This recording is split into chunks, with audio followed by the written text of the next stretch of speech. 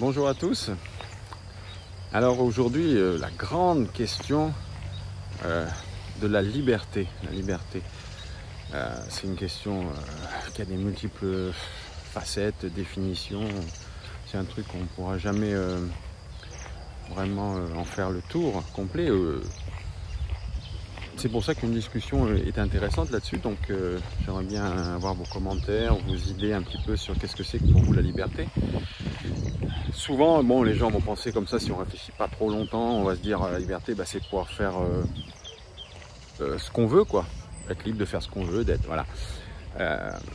Mais si ça se trouve, ça serait même peut-être carrément l'inverse. C'est-à-dire que faire ce qu'on veut, c'est parce qu'on a des désirs, on a envie de faire quelque chose. Et je crois que la notion de liberté est très liée à la notion de désir. C'est-à-dire que je pense qu'être libre, une vraie liberté, c'est être libre par rapport à ses désirs, par rapport à ses propres envies. Il y a des gens qui se promènent avec leur petit chien. Être libéré, détaché de ses envies, de ses désirs. Alors, bien sûr, entendons-nous bien, le désir, c'est comme un carburant, c'est quand même quelque chose qui nous pousse et on en a besoin. Sans désir, on est apathique et tout ça, on ne va pas rester complètement desireless, sans désir, parce qu'on en a besoin pour avancer, pour progresser justement vers un but, vers quelque chose. Et c'est ça qui nous pousse. Et ça serait, je pense, un peu comme, moi je dirais comme un peu le carburant. Mais c'est pas le carburant qui décide. Vous voyez, le carburant, c'est juste la force motrice. Celui qui décide, c'est vous. Et votre liberté, elle se trouve là-dedans, à mon avis. Notre liberté se trouve surtout dans la... Notre liberté va se trouver surtout dans la capacité à ne pas être esclave de nos désirs. Et de nos plaisirs aussi d'ailleurs. Parce que on va être poussé vers quelque chose, on a envie de quelque chose, on cherche à atteindre un but, mais on sait très bien que c'est pas le fait d'atteindre le but qui nous rend heureux, qui nous procure du plaisir et du bonheur et un sens à la vie. Parce que le sens, c'est ça que ça veut dire. Le sens, c'est d'aller vers quelque part, vers quelque chose qu'on vise. Donc on vise toujours, l'être humain, depuis le temps qu'il était chasseur, etc. Si vous voulez, il vise toujours quelque part. Quand je marche, là, je vise un endroit, je sais que je vais aller jusqu'au virage, etc. Quand vous rentrez dans une pièce, vous avisez une chaise, vous dites tiens, je vais m'asseoir là.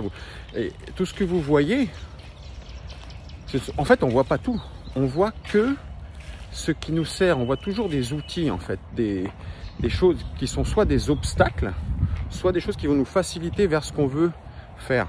Je reprends l'exemple dans une pièce, là je rentre, je vois une chaise, je vise ça c'est l'outil qui va me permettre de me reposer, de m'asseoir. Je peux voir qu'entre temps, hop, il va y avoir quelqu'un qui va passer devant, peut-être même qui va me prendre ma chaise. Donc tout ça, c'est ce que je perçois. Après le reste autour, je ne vais pas forcément le percevoir du coup. Parce qu'on va focaliser notre attention sur quelque chose. Donc cette focalisation, elle est utile pour nous permettre de progresser. Et en fait, bien sûr, le bonheur, il est dans la progression. C'est chaque pas qu'on fait qui constitue l'activité, qui va nous procurer quelque chose. Mais une fois qu'on a atteint notre but, quel qu'il soit, bon là je ne vais pas continuer à parler parce qu'il y a quelqu'un qui arrive avec son petit chien. Une fois qu'on a atteint notre but, eh bien, il faut en trouver un autre. On vise autre chose. Une fois qu'on a atteint ce qu'on a visé, c'est pas fini. Au contraire. Alors après, ça peut être des étapes, justement, pour arriver à autre chose. Oui, donc je reprends. Oui, donc je disais, la liberté, c'est effectivement être libéré de nos désirs. Ne pas être esclave de nos désirs, ne pas être mené par le bout du nez par nos désirs. Parce que sinon, on n'est pas libre, en fait. On pense être libre. Mais en fait, être libre, c'est être un petit peu indépendant. Je dirais détaché du truc. Alors là, il y a justement cette notion d'attachement, de détachement, vous savez, qui est très commune dans les philosophies orientales, bouddhistes notamment, le détachement. Et ça, c'est intéressant, cette histoire de détachement, parce que je regarde si je suis tranquille. Parce qu'effectivement, bien sûr, le non-agir, le détachement, le non-agir du taoïsme, le détachement, c'est quelque chose qui procure justement la paix, le bonheur et une certaine liberté par rapport à tout ça. Et il y a un petit chien, là, regardez, c'est trop mignon. Ah, et on peut pas faire demi-tour aussi. toutou qui vient vers moi. Alors le toutou? Alors le toutou?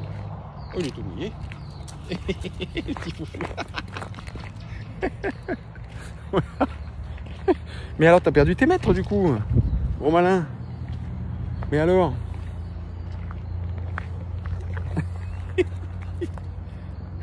Dis bonjour, bonjour, bonjour. Bonjour. Eh non. Il m'a salopé le jean. Et bon bah tu fais quoi, tu marches avec moi alors du coup? Bon bah ouais mais tes maîtres ils sont loin là-bas. Oh là là, mais il est bon ce petit chien d'ailleurs. Bon attends là faut que je m'arrête parce que je peux plus parler là si. Bon si. Ouais alors là vraiment dans cette vidéo je suis désolé, je suis interrompu de partout. En plus j'ai un petit chien noir qui me suit, qui est sympa comme toi, un petit cocker hein, vous avez vu. Bon, allez, trêve de billevesée. Non, on va conclure. Oui, donc je parlais bien sûr libéré par rapport à nos désirs, etc. Mais je vais finir avec être libre aussi par rapport, je dirais presque à nos opinions, par rapport à nos idées. C'est-à-dire que nos idées nous traversent, on en a, on les développe, on discute, on parle avec d'autres personnes, comme je le fais en fin de compte avec vous là. On essaye d'échanger un petit peu des idées. En tout cas, moi, je vous livre les pensées comme ça qui me viennent, les réflexions du truc, quoi. Et mais c'est juste des idées comme ça, quoi. Je pense qu'il ne faut pas être attaché à ces idées ou encore pire, à ses opinions. C'est pour ça que moi, j'ai souvent prêté très peu de cas et aucune importance. Enfin, importance. Les opinions, pour moi, c'est pas un truc qui vaut le coup, quoi. Sauf si vraiment on a, comment dirais-je, sauf s'il y a un enjeu important, la vie de quelqu'un, etc. par exemple, hein. Ou peut-être certains une grosse somme d'argent ou la perte je sais pas moi, d'un bien important, quelque chose comme ça. S'il y a quelque chose en jeu, là, l'opinion vaut peut-être le coup d'être affirmée. Oui, donc conclusion, la liberté, c'est pas facile à décrire et je suis désolé pour cette vidéo qui est un petit peu confuse parce que j'ai été perturbé par le petit chien, enfin tout ça, il y a eu pas mal de trucs. Et voilà. Mais donc par contre, c'est une piste de réflexion pour vous. Dites-moi ce que vous en pensez, quelles sont vos idées là-dessus, vos réflexions ou quoi ou qu'est-ce. Donc je terminerai juste par cette idée que je développais sur la fin là en disant d'être libre par rapport à ses opinions, ses idées, etc. C'est vraiment une sensation agréable si on arrive à se détacher de nos idées qu'on a élaborées, qu'on a pensé quand on discute avec quelqu'un par exemple.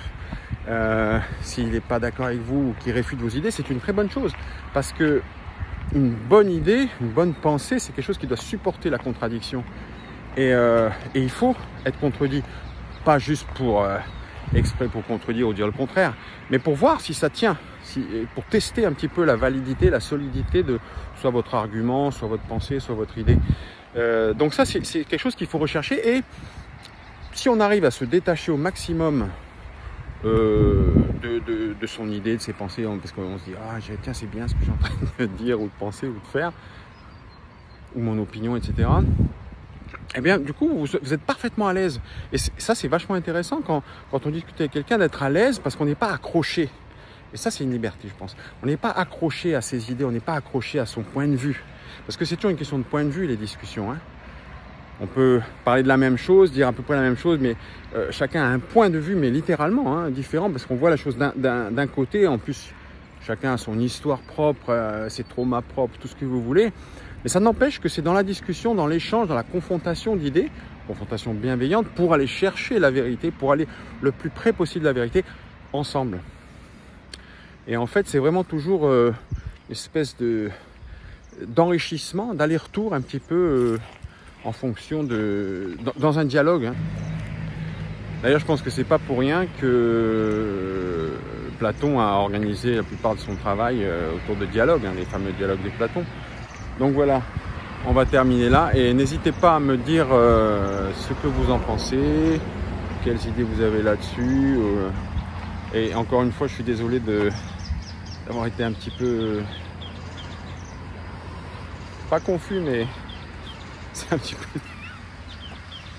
petit peu décousu ce que je dis. Ouais, j'ai pas eu le temps de préparer quelque chose là évidemment. Donc là je voulais penser comme ça, mais bon, on est entre amis. Allez, je vous souhaite une bonne journée, une bonne soirée suivant le moment où vous êtes, et je vous dis à bientôt et prenez bien soin de vous. Au revoir.